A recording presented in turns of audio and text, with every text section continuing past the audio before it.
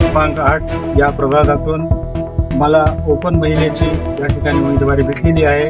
मी एका राष्ट्रीय पक्षाचा सदस्य आहे। या भारताचे सन्माननीय विश्वगुरु श्री नरेंद्र भाई मोदी हे या देशाचे पंतप्रधान आणि आमच्या पार्टीचे प्रमुख आणि आपल्या महाराष्ट्राचे लाडके मुख्यमंत्री फडणवीस साहेब व या नांदेड जिल्ह्याचे करते धरते व आपले विकास पुरुष सन्माननीय अशोकरावजी चव्हाण व त्यांच्या मुलगी श्री श्रीजयाताई चव्हाण या भोकरच्या आमदार आहेत।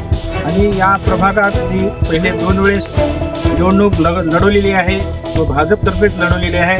रनिंग नगराध्यक्ष होते, त्यांच्या विरोधात सुद्धा मी या ठिकाणी होतो व अल्पशा मताने मी या ठिकाणी माझा पराभव झालेला आहे। माझ्या गल्लीमध्ये भरपूर काही विकास झालेला आहे, मात्र ही गल्ली भरपूर जुनी आहे, 40 वर्षाची खालची।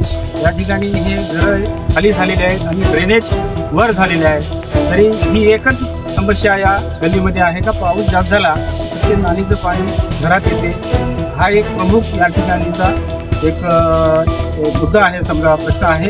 तो मी ज्यावेळेस या ठिकाणी मी नगरसेवक म्हणून निवडून येईल त्यावेळेस मी पहिला हा प्रश्न गांभीर्याने घेऊन तो मी तडीस देण्याचा प्रयत्न।